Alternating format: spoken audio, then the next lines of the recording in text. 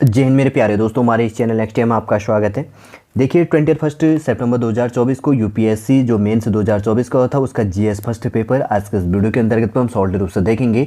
जो 20 क्वेश्चन पूछे गए थे जिसके अंतर्गत पर अगर हम बात करेंगे तो जीएस जो फर्स्ट पेपर पूछा जाता है जिसके अंतर्गत पर आपके लिए क्वेश्चन रिलेट होता है। सबसे पहले अगर यहाँ पर अगर बात करें तो इंडियन हिस्ट्री सबसे पहला टॉपिक है। उसके बाद में सेकेंड नंबर की बात करेंगे तो Indian art and culture, third number की बात करेंगे तो यहाँ पर वर्ल्ड हिस्ट्री, और उसके बाद में फोर्थ नंबर की बात करेंगे तो इंडियन ज्योग्राफी, और 5 नंबर की बात करेंगे तो वर्ल्ड ज्योग्राफी। उसके बाद में 6 नंबर की बात करेंगे तो सोसाइटी, इंडियन सोसाइटी या वर्ल्ड सोसाइटी से रिलेटेड थोड़ा सा खास तौर पर समाज सोसाइटी से रिलेटेड यहाँ पर टॉपिक रिलेट हो जाती है।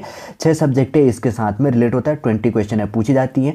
पर क्वेश्चन है कैसे पूछी गई है मैं डिस्कस करूंगा कि ये किस टॉपिक से आपके लिए रिलेट है, आपको कोई कंफ्यूजन इसके अंतर्गत पर नहीं होगा। बनी रहेगा इस वीडियो के अंतर्गत पर। यदि आप नए हैं यूपीएससी के लिए प्रिपरेशन कर रहे हैं तो ये वीडियो काफी आपके लिए मददगार होगा। और यदि आपके द्वारा हमारे इस चैनल नेक्स्ट टाइम को सब्सक्राइब नहीं किया तो सब्सक्राइब कीजिए तथा बेल आइकन को प्रेस कीजिएगा। पूरा सीरीज में आपको प्रोवाइड करूंगा यूपीएससी मेंस 2024 का जो पेपर हुआ है, ठीक है। और यदि आप नए हैं तो मैंने वैसे कहा कि यदि आपके द्वारा हमारे इस चैनल नेक्स्ट टाइम को सब्सक्राइब नहीं किया तो सब्सक्राइब कीजिए तथा बेल आइकन को प्रेस कीजिएगा तथा इस वीडियो को शेयर भी कीजिएगा। सबसे पहले देखिए यूपीएससी जो जीएस का सबसे पहले पेपर हुआ है 21 सितंबर 2024 को मॉर्निंग शिफ्ट के अंतर्गत पे 3 घंटे का ये पेपर होता है। 250 नंबर का ये पेपर होता है, ठीक है। हिंदी और इंग्लिश लैंग्वेज में होता है। 20 क्वेश्चन इसके अंतर्गत पे पूछा जाता है। थोड़ा सा इंस्ट्रक्शन आप पढ़ लीजिएगा। फर्स्ट जैसे क्या होता है कि 1 से लेकर 10 तक जो क्वेश्चन होते हैं, फर्स्ट से लेकर 10 तक 150 वर्ड में 150 वर्डों में लिखना होता है। 10 नंबर का पर क्वेश्चन होता है। 150 मतलब यहाँ पर 100 मार्क्स का ही हो गया। फिर उसके बाद में बात करेंगे 11 से लेकर 20 तक 250 वर्ड का होता है, 15 मार्क्स का होता है। इसके अंतर्गत पे 150 नंबर का यहाँ पर हो गया और 100 मार्क्स का होगा। 250 नंबर का ही पेपर आपका क्लियर हो जाता है, ठीक है। क्वेश्चन को समझाते हुए ले चलेंगे, आपको समझना काफी इंपॉर्टेंट है इन चीजों को। बेसिक से फैक्ट है न्यू बिगनरों के लिए। सबसे पहले यहाँ पर आप क्वेश्चन देखिएगा 1 से लेकर 10 तक देखेंगे लेंगे कि किस प्रकार के क्या क्या सब्जेक्टों से आपके लिए यहाँ पर क्वेश्चन पूछा गया है। सबसे पहला यहाँ पर क्वेश्चन पूछा गया ऋग्वैदिक से लेकर उत्तर वैदिक काल तक सामाजिक और आर्थिक क्षेत्र में घटित परिवर्तनों को रेखांकित कीजिए। जो इसके अंतर्गत पे क्या था, ऋग्वैदिक से लेकर उत्तर वैदिक काल के अंतर्गत में सामाजिक सोसाइटीज एंड इकोनॉमिक के में घटित परिवर्तनों को रेखांकित कीजिए। उसके अंतर्गत पे ऋग्वैदिक काल से लेकर उत्तर वैदिक काल के अंतर्गत में जब परिवर्तन हुआ उसके अंतर्गत पर सामाजिक और आर्थिक क्षेत्रों के अंतर्गत में घटित उसके अंतर्गत पे क्या क्या परिवर्तन हुआ उसको आपको 150 वर्डों के अंतर्गत पे यहाँ पर लिखना था। 10 नंबर का यहाँ पर, ठीक है। समझ गए होंगे आप क्वेश्चन को आराम से, कम शब्दों में डायरेक्ट बात कही गई है। ये क्वेश्चन आपका क्या है, इंडियन हिस्ट्री का ये क्वेश्चन आपके लिए यहाँ पर पूछा गया है, ठीक है। उसके बारे में बात करेंगे तो सेकेंड नंबर का जो यहाँ पर क्वेश्चन है, दक्षिण भारत में अगर बात करेंगे तो साउथ इंडिया के अंतर्गत पे कला व साहित्य के विकास में कांची के पल्लवों के योगदान का मूल्यांकन कीजिए। क्या था, वापस क्वेश्चन रिपीट करेंगे। दक्षिण भारत में कला व साहित्य के विकास में कांची के पल्लवों के योगदान का मूल्यांकन करना था। साउथ इंडिया के अंतर्गत पे जो साउथ इंडिया के अंतर्गत पे कला व साहित्य जो चीज़ें थी तो क्या चीज़ें, आर्ट एंड हो गया, लिटरेचर हो गया, उसके डेवलप्ड के लिए जो कांची के थे, कांची के जो पल्लव वंश के लोग रहते थे तो उनका योगदान इसके विकास में क्या योगदान था वो चीज़ें लिखनी थी, ठीक है। दक्षिण भारत के अंतर्गत पे जो पल्लव रहते थे उनका वहाँ का जो कला आर्ट था और उसके साथ साथ में लिटरेचर था उसके डेवलप में उनका क्या योगदान था उसको यहाँ पर 150 वर्डों के अंतर्गत पे लिखना था। इंडियन आर्ट एंड कल्चर से ये टॉपिक क्वेश्चन पूछा गया है, ठीक है। डायरेक्ट जो चीज़ें होती है। थर्ड नंबर की बात करेंगे। थर्ड नंबर का जो क्वेश्चन है, वे कौन सी घटनाएं थी जिनके कारण भारत छोड़ो आंदोलन शुरू हुआ, इसके परिणामों को स्पष्ट कीजिए। क्या कह रहा है एग्जामिनर, वे कौन सी घटनाएं थी, पहला क्वेश्चन, जिसके कारण भारत छोड़ो आंदोलन शुरू हुआ। क्विट इंडिया मूवमेंट जिसको कहा जाता है 1942 में शुरू हुआ था। किसने किया था, कमेंट के माध्यम से आप बताइएगा। और अगर जिसने शुरू किया तो उसके बाद में इसका क्या परिणाम निकला उसको अपने शब्दों में यहाँ पर परिभाषित करना था, ठीक है ना। थर्ड नंबर का क्वेश्चन भी आप समझ गए होंगे। फोर्थ नंबर ये देखिए, थर्ड नंबर का जो क्वेश्चन है क्या है, इंडियन हिस्ट्री का ये क्वेश्चन है। उसके बाद में फोर्थ नंबर की बात करेंगे, समुद्री सतह के तापमान में वृद्धि क्या है, यह उष्णकटिबंधीय चक्रवातों के निर्माण को कैसे प्रभावित करता है। देखिए अगर बात करेंगे तो अगर समुद्र के आसपास में जो तापमान बढ़ता है, थोड़ा सा वर्ल्ड हिस्ट्री भी साथ में आ जाता है, थोड़ा इंडियन हिस्ट्री भी, सॉरी हिस्ट्री नहीं, ज्योग्राफी, इंडियन ज्योग्राफी रिलेट हो जाता है, साथ साथ में हल्का सा वर्ल्ड ज्योग्राफी साथ साथ में रिलेट हो जाता है। तो समुद्री सतह, क्वेश्चन का आंसर लिखने का तजुर्बा, समझने का तजुर्बा है इसमें। समुद्री सतह के तापमान में वृद्धि क्या है, समुद्री सतह के अंतर्गत तापमान में वृद्धि क्या है, उसके क्या कारण है, सारा चीज़ें निकल के आएगा। अगर वो वृद्धि हो रहा है तो उसके बाद में उष्णकटिबंधीय जो चक्रवात है, फॉर्मेशन ऑफ द ट्रॉपिकल्स जो साइक्लोन है कि निर्माण को ये कैसे प्रभावित करता है। जो उष्णकटिबंधीय जो चक्रवात आती हैं तो उनमें क्या परिवर्तन हो रहा है, जो समुद्री सतह के तापमान में वृद्धि होने के कारण उसका क्या कारण है, और उसका कारण है तो उष्णकटिबंधीय जो चक्रवात है उसको ये कैसे प्रभावित कर रहा है एटसेट्रा, उसके अंतर्गत पे इसमें लिखना था। ठीक है, ज्योग्राफी का ये टॉपिक हो गया। उसके बाद में आगे बढ़ते 5 नंबर का क्वेश्चन है, छोटे शहरों की तुलना में बड़े शहर अधिक प्रवासियों को क्यों आकर्षित करते हैं, विकासशील देशों की स्थितियों के आलोक में इसकी विवेचना कीजिए। क्या कहा गया है, छोटे शहरों की तुलना में, जो यहाँ पर स्मॉल टाउन्स जिसको कहा जाता है, और बड़े शहरों की बात करेंगे तो बिग सिटीज जिसको कही जाती है, तो बिग सिटी के अंतर्गत पर अधिक प्रवासी को आकर्षित करता है और छोटे शहरों में नहीं जाते, माइग्रेट होकर छोटे बड़े शहरों में ही जाते हैं। और विकासशील देशों की स्थितियों के आलोक में इसकी विवेचना करनी थी। भारत एक डेवलपिंग कंट्री है, अर्धविकसित देश या विकासशील देश है। भारत के संदर्भ में अगर लेते हुए चलते हैं तो भारत की स्थिति, भारत के अंतर्गत पे क्या चीज़ें हैं, आलोक में इसकी विवेचना इसके अंतर्गत पे करना था। ठीक है ना। अगर भारत के अंतर्गत की बात करेंगे तो भारत एक विकासशील देश है। विकासशील देशों के अंतर्गत पे भारत के जो बड़े शहर हैं उसके अंतर्गत पे अधिक प्रवासी माइग्रेट करके आकर्षित आते हैं, जो प्रवासी होते हैं माइग्रेट करके जो आते हैं, और छोटे शहरों में कम होते हैं। तो इनके जो भी पॉजिटिव नेगेटिव थिंकिंग आ रही है उनको आपको इसके अंतर्गत पे डिस्कस करना था। ठीक है, ये किसका टॉपिक है उसके अंतर्गत पे, सोसाइटी का टॉपिक है, समाज का टॉपिक है जो पूछा गया 5 नंबर का। उसके बाद में 6 नंबर का क्वेश्चन है, बादल फटने की परिघटना क्या है, क्लाउड बर्स्ट जिसको कहा जाता है, व्याख्या करनी थी इसके अंतर्गत पे। ये क्या है, अगर बात करेंगे तो इंडियन वर्ल्ड दोनों साथ में थोड़ा थोड़ा लिंक हो जाता है। आप जिस रूप से देखेंगे ज्योग्राफी का ये टॉपिक है तो इसकी व्याख्या करनी है, क्या इसका पॉजिटिव नेगेटिव व्यू आपके सामने आता है। अगर क्लाउड बर्स्ट जब होता है, बादल जब फटती है, कि परिघटना क्या है और उसका क्या नेगेटिव पॉजिटिव इफेक्ट दिखता है, ये चीज़ें आपको 150 वर्ड में लिखना था। ये किसका, ज्योग्राफी का टॉपिक पूछा गया। ठीक है, 10 मार्क्स का ये चीज़ हो गया। उसके बाद में 7 नंबर की बात करेंगे तो यहाँ पर क्या कहा गया है, जनसांख्यिकी शीत डेमोग्राफिकल्स विंटर की अवधारणा क्या है, क्या यह दुनिया ऐसी स्थिति की ओर अग्रसर है, विस्तार से बताइए। 7 नंबर का टॉपिक क्या है, जनसांख्यिकी शीत डेमोग्राफिक्स विंटर। सबसे पहले आ गया जनसांख्यिकी क्या है, उसके बाद में शीत क्या है, डेमोग्राफी हो गया, फिर विंटर है। सबसे पहले अलग अलग डेफिनेशन को समझेंगे, फिर उसके बाद में उसकी अवधारणा को स्पष्ट करेंगे। जैसे यहाँ पर लिखा गया डेमोग्राफिकल्स विंटर जिसको कहा जाता है। फिर उसके बाद में दूसरा क्वेश्चन कहा गया है, क्या यह दुनिया ऐसी स्थिति की ओर अग्रसर है, विस्तार से बताइए। मतलब ये कह रहा है कि क्या दुनिया वर्ल्ड जनसांख्यिकी डेमोग्राफिकल विंटर की ओर बढ़ने की ओर अग्रसर है, आखिर अवधारणा क्या है, अगर उस अवधारणा के अनुसार क्या अग्रसर है या नहीं है, किस प्रकार से, यहाँ पर डीपली आपको यहाँ पर डिस्कस करना था। ठीक है, 7 नंबर का जो टॉपिक है ये भी क्या है, सोसाइटी का टॉपिक है। 8वें नंबर का टॉपिक है यहाँ पे लैंगिक समानता, लैंगिक निष्पक्षता एवं महिला सशक्तिकरण के बीच अंतर को स्पष्ट कीजिए, पहला क्वेश्चन हो गया। फिर उसके बाद में कहा गया है कि कार्यक्रम की परिकल्पना और कार्यान्वयन में लैंगिक जो सरोकारों को ध्यान में रखना क्यों महत्वपूर्ण है। इसमें क्या पूछा गया, लैंगिक समानता की बात करेंगे तो जो जेंडर इक्वलिटी है, लैंगिक निष्पक्षता की बात करेंगे तो जेंडर इक्विटी है, और उसके बाद में महिला सशक्तिकरण की बात करेंगे तो वुमेन एम्पावरमेंट है। उनके बीच में आपको क्या करना था, जो उसके पार्ट है उसको स्पष्ट करना था, जो उसमें डिफरेंट पार्ट निकल के आ रहे हैं तो उसको बिटवीन जो उसके बाद में है उनको स्पष्ट करना था। फिर उसने कहा कि कार्यक्रम की परिकल्पना और कार्यान्वयन में लैंगिक सरोकारों को ध्यान में रखना क्यों इम्पोर्टेंट है। प्रोग्रामिंग बेस के अंतर्गत पे यहाँ पे कहा गया है कि कंसर्न्स, जैसे यहाँ पर लिखा गया है कि जेंडर से जो कंसर्न्स बेस के अंतर्गत की बात कही गई है, into accounts in the programme से जो इसके अंतर्गत पे डिज़ाइन एंड इम्प्लीमेंटेशन से है, तो इसमें ध्यान देना था कि उसके अंतर्गत पे जो आप परिकल्पना कर रहे हैं, प्रोग्रामिंग डिज़ाइन कर रहे हैं एंड जो इम्प्लीमेंटेशन से कर रहे हैं कंसर्न्स, जो जेंडर से कंसर्न्स बेस के अंतर्गत पे, तो इसमें क्या करना था, ध्यान में रखना क्यों महत्वपूर्ण है, क्यों इंपॉर्टेंट है, उसको यहाँ पर डिस्कस करना था। समझ के वापस मैं रिलेट कर रहा हूँ, कन्फ्यूजन मत होना। लैंगिक समानता हो गया, जेंडर इक्वलिटी, लैंगिक निष्पक्षता हो गया, जेंडर इक्विटी, और महिला सशक्तिकरण हो गया, वुमेन एम्पावरमेंट, उनके बीच में अंतर स्पष्ट करना था। फिर उसके द्वारा कहा गया था कि जैसे आपका कोई प्रोग्रामिंग बेस है, प्रोग्रामिंग जिसको कार्यक्रम की परिकल्पना हो गया, प्रोग्रामिंग डिजाइन एंड इम्प्लीमेंटेशन के अंतर्गत पे जो लैंगिक सरोकारों को ध्यान में रखते हुए जो जेंडर से कंसर्न्स है को ध्यान में रखना क्यों महत्वपूर्ण है, ये चीज़ें आपको स्पष्ट करनी थी इसके अंतर्गत पे। 8वें नंबर का जो टॉपिक है ये सोसाइटी का ही पूछा गया, समाज से रिलेटेड है।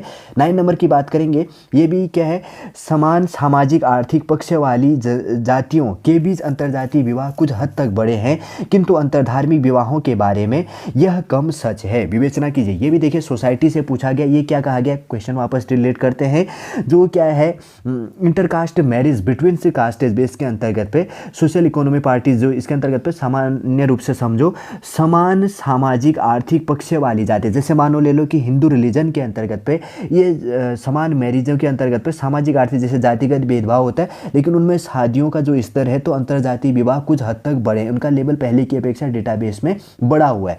किंतु क्या कहा गया है कि अंतरधार्मिक विवाहों के बारे में यह कम सच है। कहने का मतलब है कि अंतरधार्मिक जो विवाह हुए हैं वो कम हुए हैं इनकी अपेक्षा में अंतरजातीय विवाह की तुलना में। जैसे हिंदुओं में ये बात कहा गया, schedule caste, schedule tribe, OBC, general वर्ग है, तो इन कैटेगरियों में आता है। तो अंतरजातीय विवाह जैसे शेड्यूल कास्ट का विवाह शेड्यूल ट्राइब से या ओबीसी से या जनरल कैटेगरी से, नॉर्मल जिसको स्वर्ण समाज कहा जाता है, उससे विवाह होता है, तो एक दूसरे से चलते रह रहा है। लेकिन उसके जो डेटाबेस में क्या रिपोर्ट मिला है कि उसमें इसका लेवल पहले की अपेक्षा में बढ़ी हुई है। लेकिन अगर अंतरधार्मिक की बात करेंगे तो रिलीजन बेस की जब हम बात करते हैं, तो जैसे हिंदू हो गया, मुस्लिम, क्रिश्चियन, सिख, ईसाई हो गया, तो इनके बीच में जो शादी है, अंतरधार्मिक जो विवाह है उनके बारे में उनका लेवल बहुत कम है, अभी भी अंतरधार्मिक विवाह बहुत कम हो रही है। एग्जामिनर ने क्वेश्चन ऐसे पूछा है कि किंतु अंतरधार्मिक विवाहों के बारे में यह कम सच है, आपको विवेचना कीजिए। अब जातिगत या धार्मिक आधार पर इसको मत जोड़ेगा ज़्यादा फालतू वाले में, जितना क्वेश्चन का आंसर है एग्जामिनर ने जो क्वेश्चन पूछा उसी के हिसाब से आप यहाँ पर रिलेट कीजिएगा आंसर को। 10 नंबर की बात करेंगे, ये सोसाइटी का है। 10 नंबर की बात करेंगे तो ये किस प्रकार का है, विकास के सामाजिक आर्थिक मुद्दों से निपटने में सरकार, गैर सरकारी संगठनों एवं निजी क्षेत्रों के बीच किस प्रकार का सहयोग सर्वाधिक उपयोगी है। यही है सोसाइटी बेस से, समाज से भी टॉपिक है। विकास के सामाजिक आर्थिक मुद्दों से निपटने में मतलब सरकार, जैसे सरकार कोई योजना लेके आ रही है, कोई चीज़ है, उसका सामाजिक आर्थिक मुद्दा है विकास डेवलपमेंट के लिए, तो उसमें ये चीज़ें निकल के आती है। नॉन गवर्नमेंटल ऑफिसर जो ये चीज़ें आ जाती है, एनजीओ बेस के अंतर्गत पर आ जाता है, ऑफिसर जिसको कहा जाता है, और उसके साथ में निजी क्षेत्र जो इसके अंतर्गत पर आता है, प्राइवेट सेक्टर आता है, तो उनके बीच में एक प्रकार का कॉम्बिनेशन बिठाना होता है। विकास के सामाजिक आर्थिक मुद्दों से निपटने में सरकार, गैर सरकारी संगठन व निजी संगठन एवं निजी क्षेत्रों के भी, तीनों के बीच में किस प्रकार का, सबसे पहले तो क्या है कि क्वेश्चन समझो, विकास के लिए, डेवलप्ड के लिए, आपके भारत में डेवलप्ड होना, आपके स्टेट में डेवलप्ड होना, आपके डिस्ट्रिक्ट में, आपके गांव में डेवलप्ड होना है, उसके लिए सामाजिक आर्थिक मुद्दे, उसमें से सामाजिक और आर्थिक मुद्दे उसमें से निकल के आ रहा है। आप समझते हैं सोशल इकोनॉमिकल इश्यूज जो निकल के आता है, तो निपटने के लिए जैसे सरकार का क्या चीज़ है, सरकार का कॉम्बिनेशन और गैर सरकारी एनजीओ का है, और उसके बाद में संगठन जो ऑर्गेनाइजेशन जो होता है, नॉन गवर्नमेंटल ऑर्गेनाइजेशन एनजीओ जिसको कहा जाता है, और उसके बाद में निजी क्षेत्र जो कहा जाता है, जो प्राइवेट सेक्टर कहा जाता है, तो उनके बीच में कॉम्बिनेशन कैसे बिठाया जाए कि वो डेवलप्ड के लिए उसमें कोई सोशल इशू न निकल के आए। ठीक है, समझ गए होंगे आप। ये देखिए 10 क्वेश्चन पूछी गई थी पार्ट ए के अंतर्गत पे, जैसे 10 नंबर का अगर बात करेंगे, वैसे पार्ट ए पार्ट भी नहीं है इसके अंतर्गत पे, लेकिन ये मान के चलो कि पार्ट ए के अंतर्गत पे मान के चलिए 1 से लेकर 10 तक जो क्वेश्चन पूछी गई हैं, जिसके अंतर्गत पे 10 नंबर का पर क्वेश्चन है।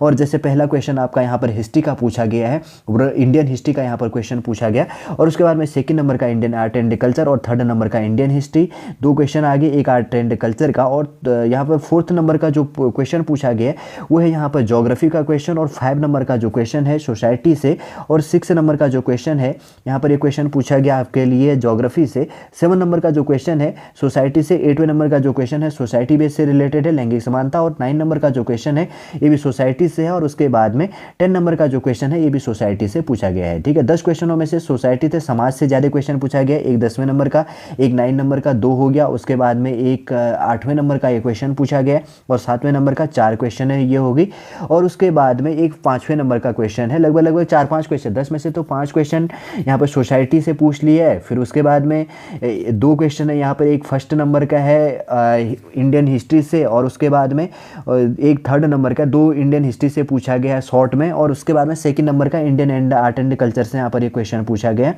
और ये चीज़ समझ गए होंगे, ठीक है, कौन कौन सा क्या चीज़ें हैं। और ज्योग्राफी का अगर क्वेश्चन की बात करेंगे तो ज्योग्राफी का एक यहाँ पर क्वेश्चन कौन सा पूछा गया, सबसे पहले सीरीज में ले चलेंगे, एक 4th नंबर का क्वेश्चन यहाँ पर ज्योग्राफी से है, और उसके बाद में आगे चलते हैं 6 नंबर का ज्योग्राफी से। 2 क्वेश्चन यहाँ पर ज्योग्राफी हैं, जिसमें से 5 क्वेश्चन ज्योग्राफी के 2 क्वेश्चन ज्योग्राफी से रिलेट है, और उसके बाद में 5 क्वेश्चन यहाँ पर किससे रिलेट किया गया है, इंडियन सोसाइटी बेस से, सोसाइटी बेस से रिलेट हो गया है, और उसके बाद में 2 क्वेश्चन इंडियन हिस्ट्री से है, और एक क्वेश्चन आर्ट एंड कल्चर से। 10 क्वेश्चन होगी पार्टी के अंतर्गत। क्या चीज़ें मैं कंफर्म कर देता हूँ। 5 क्वेश्चन है सोसाइटी से हो गया, 5 क्वेश्चन है सोसाइटी बेस से, और उसके बाद में बात करेंगे तो 2 क्वेश्चन है यहाँ पर आपके एवरेज क्या है यहाँ पर उससे हिस्ट्री से, इंडियन हिस्ट्री से पूछा गया है। 1 क्वेश्चन यहाँ पर आपका क्या पूछा गया है, आर्ट एंड कल्चर से पूछा गया। उसके बाद में कितने हो गए 8 क्वेश्चन, और 2 क्वेश्चन आपकी ज्योग्राफी से पूछा गया। ठीक है, पार्टी के अंतर्गत पे 10 नंबर से ये चीज़ समझना काफ़ी इंपॉर्टेंट होता है। और आगे देखिएगा उसके बाद में 11 नंबर से क्वेश्चन ले चलते हैं। अब लॉन्ग टाइप थोड़ा सा 250 वर्ड का एवरेज यहाँ पे निकल के आता है। क्वेश्चन पर क्वेश्चन 15 मार्क्स का, 15 मार्क्स का यहाँ पर क्वेश्चन होता है। तो 11वें नंबर का जो क्वेश्चन है थोड़ा सा समझिएगा। हालांकि महान चोल शासक अभी मौजूद नहीं है, चोल शासक अब समाप्त हो चुके हैं, लेकिन उनकी जो कला व वास्तुकला के क्षेत्र में उत्कृष्ट उपलब्धियों के कारण अभी भी उन्हें बहुत गर्व से आपको याद किया जाता है। जो उनके अंतर्गत पर कला और वास्तुकला थी, आर्ट एंड आर्किटेक्चर था, कला और वास्तुकला था चोल शासकों के अंतर्गत पर। जो भी हमें आर्ट एंड आर्किटेक्चर से जो हमें मिलता है, तो ये आर्ट एंड कल्चर का टॉपिक है, तो चोल शासकों से रिलेटेड टॉपिक पूरा है आर्ट एंड कल्चर का। क्वेश्चन समझो। हालांकि महान चोल शासक अभी मौजूद नहीं, लेकिन जो उनकी कला और वास्तुकला है, चोल साम्राज्य के अंतर्गत पे जो आर्ट एंड आर्किटेक्चर था उसके अंतर्गत पर आपको लिखना है। उनकी उपलब्धियों के कारण गर्व याद करते हैं, तो क्या कारण है, क्या चीज़ें हैं, क्या क्या फैक्ट हमारे सामने हैं। आर्ट किस प्रकार की आर्टें थी, किस प्रकार के आर्किटेक्चर का प्रयोग किया जाता था, किस प्रकार के आर्ट का प्रयोग किया जाता था, आखिर चोल शासक के आर्ट की कला की पहचान क्या थी, एटसेट्रा जो भी इसमें आता है 20-50 वर्डों के अंतर्गत पे यहाँ पर लिखना है। ठीक है, उसके बाद में 12 नंबर का जो क्वेश्चन है, यह कहना कहाँ तक उचित है कि प्रथम विश्व युद्ध मूलतः शक्ति संतुलन को बनाए रखने के लिए लड़ा गया। ठीक है, जिसमें 11 नंबर की बात करेंगे तो 11 नंबर से एक क्वेश्चन आ गया आपका आर्ट एंड कल्चर से। ठीक है, आर्ट एंड कल्चर का ये क्वेश्चन है। और उसके बाद में जो 12 नंबर का जो क्वेश्चन है वो क्या है, वर्ल्ड हिस्ट्री का। 12 नंबर का जो क्वेश्चन है वर्ल्ड हिस्ट्री का आ गया, और जिसमें ये कहा गया है कि यह कहना कहाँ तक उचित है कि प्रथम विश्व युद्ध के अंतर्गत पे फर्स्ट वर्ल्ड जो वॉर हुआ, वो फर्स्ट वर्ल्ड वॉर शक्ति संतुलन को बनाए रखने के लिए, वर्ल्ड के अंतर्गत पे जो कंट्री 195 है उनके अंतर्गत पे शक्ति संतुलन को स्थापित करने के लिए जो फर्स्ट वर्ल्ड वॉर शुरू किया गया, बनाए रखने के लिए लड़ा गया था। यह कहना कहाँ तक उचित होगा कि प्रथम विश्व युद्ध फर्स्ट वर्ल्ड वॉर मूलतः शक्ति संतुलन को बनाए रखने के लिए क्या था, बैलेंसिंग ऑफ पावर को बनाने के लिए, ठीक है ना, बनाए रखने के लिए लड़ा गया था। अब ये कहना कहाँ तक उचित होगा, क्या इसके फैक्ट निकल के आ रहे, क्या चीज़ें होती हैं, 250 वर्ड का यहाँ पर लिखना था। उसके बाद में 13 नंबर का क्वेश्चन है, भारत में हस्तशिल्प और कुटीर उद्योगों के ह्रास के लिए इंग्लैंड की औद्योगिक क्रांति कहाँ तक उत्तरदायी। और इंग्लैंड की औद्योगिक क्रांति सबसे पहले तो आप इससे रिलेटेड थोड़ा सा रिलेट करेंगे, और ये वर्ल्ड हिस्ट्री का टॉपिक रिलेट हो गया। साथ साथ में 13 नंबर का जो क्वेश्चन है, तो 13 नंबर का जो क्वेश्चन है इसमें क्या बात करी गई है कि भारत के जो 12 नंबर का क्वेश्चन है ये तो हो गया, और 13 नंबर का जो क्वेश्चन है, भारत में हस्तशिल्प और कुटीर उद्योगों के लिए, जो इसके अंतर्गत की बात करेंगे तो जो हैंडीक्राफ्ट से इंक्लूड था, जो कॉटेज बेस के अंतर्गत पे इंडस्ट्रीज था, तो कुटीर उद्योगों के ह्रास के लिए इंग्लैंड की औद्योगिक क्रांति कहाँ तक उत्तरदायी था। इंग्लैंड की औद्योगिक क्रांति से रिलेटेड पूरा का पूरा है वर्ल्ड हिस्ट्री यहाँ पर रिलेट हो जाता है, और उसके साथ तो थोड़ा सा इंडियन हिस्ट्री साथ साथ में मिक्सड हो जाता है। क्वेश्चन को जब आप समझेंगे तो दोनों साथ में आप लिंक करते हुए ले चलेंगे आंसर लिखते टाइम पे। उसके बाद में 14 नंबर की बात करेंगे तो 14वें नंबर का जो क्वेश्चन है, गंगा घाटी की भूजल क्षमता में गंभीर गिरावट आ रही है। यह भारत की खाद्य सुरक्षा को कैसे प्रभावित कर रहा है। ठीक है, ये क्या है, ज्योग्राफी का क्वेश्चन पूछा गया है। अगर बात करेंगे तो इंडियन ज्योग्राफी का जो क्वेश्चन पूछा गया, गंगा घाटी की भूजल क्षमता में गंभीर गिरावट आ रहा है, और वो भारत की खाद्य सुरक्षा को कैसे प्रभावित कर रहा है। गंगा घाटी के आसपास में जो भूजल क्षमता में गंभीर गिरावट आ रही है या कमी आ रही है जो चीज़ है, तो उसके बाद में जो भी गंगा के किनारे जो भी उत्पादन किया जाता है फूडों का, जो भी उत्पादन होता है, गेहूं धान एक्सेट्रा जो भी चीज़ें होती हैं, तो वो प्रभावित कर रहा है, उसकी वृद्धि हो रही, कमी हो रही, क्या चीज़ें हो रहा है वो आप जानते हैं। उससे रिलेटेड आपको इसमें आंसर लिखना था 14 नंबर का। ठीक है, 14 नंबर का ये क्या चीज़ है, ज्योग्राफी से रिलेटेड किया गया ये क्वेश्चन। और उसके बाद में 15 नंबर की बात करेंगे तो काफ़ी इंपॉर्टेंट हो जाता है ये 15वें नंबर का जो क्वेश्चन है, क्या है यहाँ पर, जैसे कि क्या लिखा गया है, आरोरा ऑस्ट्रेलिस और आरोरा बोरियालिस क्या है, ये कैसे उत्प्रेरित होते हैं। न्यू बिगिनर हो, अगर आपने वर्ल्ड ज्योग्राफी नहीं पढ़ी है तो ये वर्ल्ड ज्योग्राफी से आपको पूछा गया है।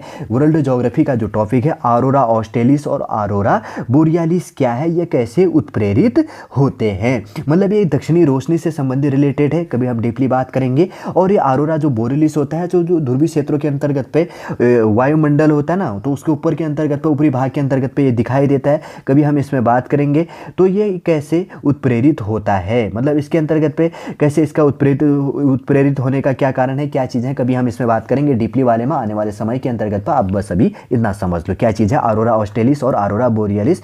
बोरियलिस जो वर्ल्ड ज्योग्राफी से पूछा हुआ क्वेश्चन है, इसका मतलब ये चीज़ें होती हैं। उसके बाद में 16वें नंबर का क्वेश्चन है, ट्विस्टर क्या है? मैक्सिको की खाड़ी के आसपास के क्षेत्रों में अधिकतर ट्विस्टर क्यों देखे जाते हैं? ट्विस्टर का मतलब देखिए काफ़ी अच्छा है, देखिए समझ में नहीं आएगा पहले तो आखिर ट्विस्टर क्या है हिंदी वालों को।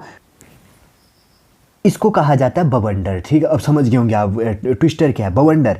ट्विस्टर क्या है? मैक्सिको की खाड़ी के आसपास के क्षेत्रों में अधिकतर ट्विस्टर क्यों देखे जाते हैं? आखिर मैक्सिको की खाड़ी के आसपास ही बवंडर क्यों दिखाई देता है? बवंडर क्या होता है, किसको हम बवंडर करते हैं, सारी हम डेफिनेशन देंगे, ठीक है। क्यों कहा जाता है, कैसे क्या चीज़ें होती है, कैसे घूम रही होती है, कितना घूम रहा होता है और क्या चीज़ें होती हैं, तो एक्सेट्रा जो भी चीज़ निकल के आता है तो वही ट्विस्टर कहा जाता है। और मैक्सिको की खाड़ी के आसपास के क्षेत्रों में अधिकतर ट्विस्टर दिखाई देता है, ठीक है। जैसे आप देखते हैं ना एक गोल चक्र बनते हुए धूल के कण गोल गोल गोल घूमते रहते हैं, ऊपर आसमान की ओर जाते दिखते हैं, तो वही ट्विस्टर होता है। लेकिन मैक्सिको की खाड़ी के आसपास में बहुत सारा अधिक मात्रा में दिखाई देता है, वही ट्विस्टर कहा जाता है। और आखिर वहाँ क्यों ज़्यादा दिखाई देता है, इसका क्या कारण है, ठीक है, उससे रिलेटेड टॉपिक अब समझ गए होंगे ना, ट्विस्टर जो मैंने समझा दिया ऐसे करके।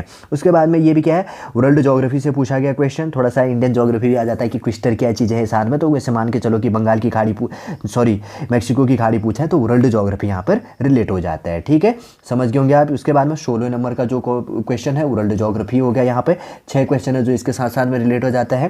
फिर उसके बाद में 17वें नंबर की क्वेश्चन है, ये क्या कहा गया, यहाँ पर कहा गया 17 नंबर का जो क्वेश्चन है, क्षेत्रीय असमानता क्या है, यह विविधता से किस प्रकार भिन्न है, भारत में क्षेत्रीय असमानता का मुद्दा कितना गंभीर है। देखिए ये है सोसाइटी से आपके लिए पूछा गया है कि क्षेत्रीय असमानता क्या है। जो अगर बात करेंगे तो रीजनल बेस के अंतर्गत पर जो असमानताएं आती हैं, डिस्पेरिटीज जिसको कहा जाता है, और इसके अंतर्गत पे ये विविधता से किस प्रकार भिन्न है। क्षेत्रीय असमानता क्या है, इसके क्या कारण है, ये विविधता से किस प्रकार, मतलब विविधता से किस प्रकार से है, फ्रॉम अगर बात करेंगे तो डाइवर्सिटी से ये किस प्रकार से भिन्न है, और भारत में क्षेत्रीय असमानता का मुद्दा कितना गंभीर है। भारत के अंतर्गत पे रीजनल बेस के अंतर्गत पे ये जो क्षेत्रीय असमानता है वो कितना गंभीर है, सोसाइटी से ये क्वेश्चन पूछा गया आपका लॉन्ग टाइप के अंतर्गत पे एक क्वेश्चन हो गया। और जो कौन से 17वें नंबर का ये क्वेश्चन हो गया, अभी मैं बताऊंगा कि इसके अंतर्गत पे कितने क्वेश्चन है पूछी गई हैं, ठीक है। उसके बाद में 18वें नंबर का क्वेश्चन है, समानता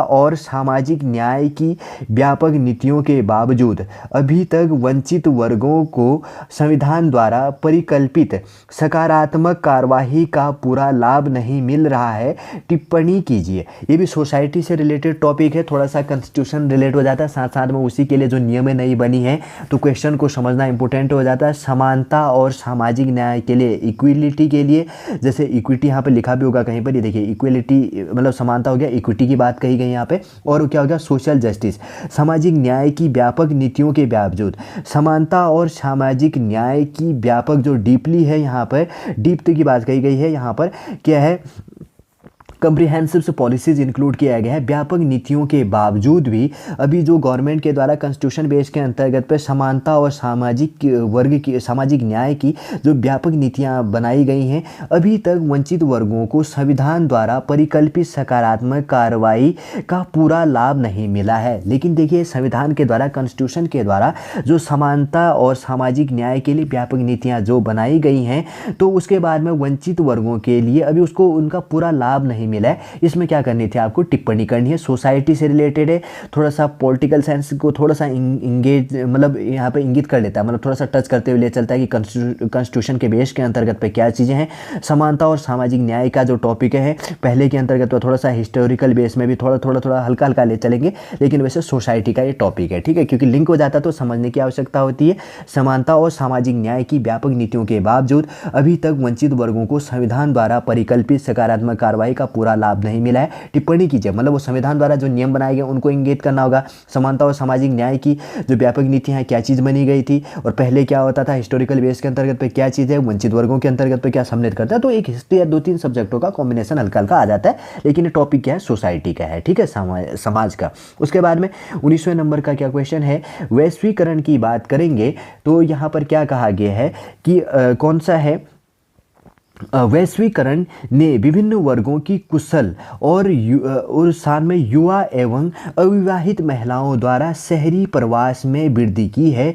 इस प्रवृत्ति ने उनकी व्यक्तिगत स्वतंत्रता एवं परिवार के साथ संबंधों पर क्या प्रभाव डाला है। ये सोसाइटी से ही पूछा गया 19वें नंबर का भी जो क्वेश्चन है। यहाँ पर जो चीज़ें क्या हैं, वैश्वीकरण ने विभिन्न वर्गों की, वैश्वीकरण के अंतर्गत की बात करेंगे तो ग्लोबलाइजेशन से जिसको कहा जाता है, ने विभिन्न वर्गों की कुशल, अलग अलग वर्ग के अंतर्गत की बात करेंगे तो स्किल जिसमें आ जाता है, जिसके अंतर्गत पे स्किल्ड बेस के अंतर्गत पाएंगे। और उसके बाद में युवा की बात करेंगे तो यंग बेस के अंतर्गत पे एवं अविवाहित महिलाओं के अंतर्गत पे अनमैरिड जो फीमेल द्वारा शहरी प्रवास में वृद्धि की है। इनके द्वारा क्या किया गया है, अगर बात करेंगे तो यहाँ पर माइग्रेट किया गया है, अर्बन माइग्रेशन से किया गया है, में वृद्धि की है। वैश्वीकरण के विभिन्न वर्गों की कुशल युवा एवं अविवाहित महिलाओं द्वारा शहरी प्रवास में वृद्धि की है। शहरों के अंतर्गत पे माइग्रेट हुए हैं, कौन हुआ है, वैश्वीकरण के अंदर ग्लोबलाइजेशन के विभिन्न वर्गों के कुशल के अंतर्गत की बात करेंगे तो स्किल्ड हो गया, यंग हो गया, अनमैरिड हो गए, और उसके बाद में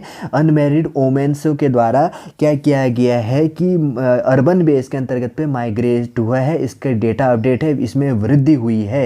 ये भी सोसाइटी को साथ साथ में लेते हुए चल रहा है क्वेश्चन, समाज का टॉपिक है। और इस प्रवृत्ति ने उनकी व्यक्तिगत स्वतंत्रता एवं परिवार के साथ संबंधों पर क्या प्रभाव डाला है। अब देखिए किस लिए, जो कुशल लोग हैं, जो इसके अंतर्गत की बात करेंगे तो स्किल्ड बेस के अंतर्गत पे है, जो यंग हैं और मेल एंड या फीमेल जो भी चीज़ें हैं, और उसके बाद में अनमैरिड मेल भी है या अनमैरिड फीमेल भी है, तो उन्होंने क्या किया है, शहरों के अंतर्गत पे माइग्रेट कर लिया है। अगर उन्होंने माइग्रेट करके रहने लग गए तो उनकी प्रवृत्ति ने, उनकी मतलब रहने का जो प्रवृत्ति है, उनका जो नेचर हो चुका है, क्या हो चुका है, अब इसके अंतर्गत पे रिलेशनशिप एक्सेट्रा जो चीज़ है, उनके पारिवारिक बेस के अंतर्गत पे व्यक्तिगत स्वतंत्रता, उनकी जो पर्सनल जो फ्रीडमता है वो क्या हो चुकी है, और उनके परिवार के साथ संबंधों पर क्या प्रभाव डालता है, क्या पॉजिटिव या क्या नेगेटिव ये इफेक्ट पड़ रहा है। आप अपने दैनिक जीवन पर भी देखिएगा, आप ये देखिए क्यों माइग्रेट हो रहे हैं। सबसे पहले तो देखिए ग्रामीण एरिया जो ये चीज़ें हैं तो उसके अंतर्गत पे क्या सुविधाएं नहीं है, क्या चीज़ें नहीं है, और उसका क्या कारण है। अगर वो घर से बाहर रहते हैं तो उनकी स्वतंत्रता किस प्रकार से छिन जा रही है, और उसके बाद में परिवार के साथ में उनका किस प्रकार से संबंध में लॉस हो रहा है, एक्सेट्रा जो भी चीज़ें आप अपने दैनिक जीवन के साथ में रिलेट करते हुए लिखिएगा। ये क्या है, इंडियन सोसाइटी का, मतलब एक सोसाइटी से रिलेटेड टॉपिक, समाज से रिलेटेड टॉपिक इंक्लूड किया गया है। 20 नंबर का जो क्वेश्चन है, यहाँ पर क्या कहा गया है कि इस अभिमत का आलोचनात्मक विश्लेषण कीजिए कि भारत की सांस्कृतिक विविधता और सामाजिक आर्थिक सीमांताओं के बीच एक गहरा संबंध है।